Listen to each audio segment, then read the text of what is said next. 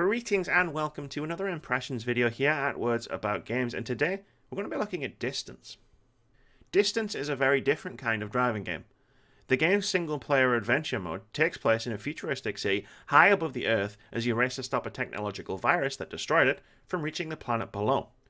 You do this from behind the wheel of your car, but rather than being a straightforward racer, Distance employs all manner of gravity-defying stunts and incredibly high-speed platforming that it feels exhilarating to play through in the moment. While Distance's adventure mode is little more than an extended tutorial designed to teach you its many gameplay mechanics, a great deal of thought and care has obviously gone into its creation. Though the main meat of the game is in the many modes you'll unlock once you complete it, this is a fully fleshed out story with an actually compelling narrative and some solid world building. I found myself pushing through the game's single player levels not just because I wanted to tackle the arcade and multiplayer modes, but because I was genuinely interested in seeing where the story was heading. Well, that and because the game is really satisfying to play.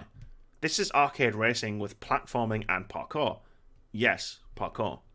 And it's a rush to blaze a trail through its exponentially more challenging levels.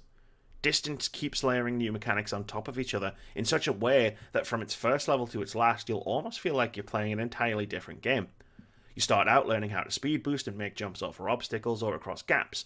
By the end of the campaign, you'll be navigating broken tracks that see you hopping between them and needing to rotate yourself so that you can land back on the track at the correct angle to continue racing, all the while dodging the many hazards that block your path.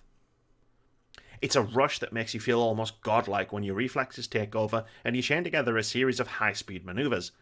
For the most part, that's all you'll need to beat any specific challenge: good reflexes and a handle on the various controls. There are a few areas of the game, however, that can feel a little cheap, as if you'd need to be psychic to make a blind jump or dodge an almost impossible to see instant death obstacle. These moments are few and far between, but they can be incredibly frustrating to repeatedly smash into as you struggle to figure out how to get past them.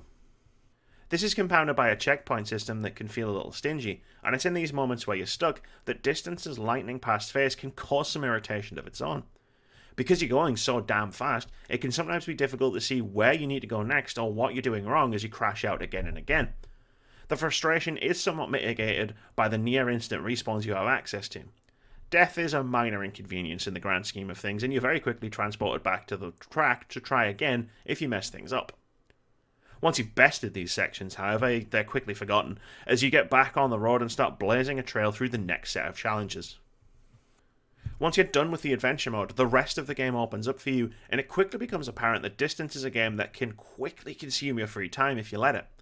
As well as a second prequel campaign, finishing the story also unlocks an arcade mode, which features a series of tracks designed by the developers, a random seed generation mode that offers endless replayability, online and local multiplayer, and a track editor, which lets players create and share their own insane creations. Diving into one of these modes quickly makes you realise that the gritty futuristic cityscape of the adventure mode is just a small taste of Distance's aesthetic. There's a near endless array of different themes, colour palettes and more available in both developer created levels and open to other players to use with their own creations that make this one of the coolest, most vibrant and graphically diverse games of the year. You really can create and race through just about anything you can imagine, from lush earthbound environments to totally abstract displays of colour and shapes. Hell, I even found a pretty awesome homage to Rainbow Road. It's in these additional modes that it feels like Distance really takes flight as a game. Don't get me wrong, the campaign was a lot of fun to play through, but the diversity of experiences available in the game's other modes is fantastic, helped immensely by player-created challenges available to download from the Steam Workshop and all tied together by the solid core gameplay. Distance is a pretty terrific arcade racer, thanks in large part to its fast-paced, solid core gameplay and community-driven content.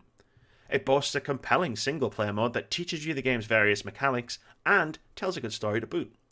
Once you've gotten through that, though, you open up the rest of this excellent game, packed with so many excuses to keep playing what is one of the most satisfying races I've played in a while. Thank you very much for watching this video, guys. If you've enjoyed it, please keep it here at Words About Games. We've got tons of content, including our weekly podcast, more impressions videos, patch notes, and our weekly indie game of the week. We also stream over on Twitch at twitch.tv/wordsaboutgames every Monday, Thursday, and Saturday. And most importantly, have a great day.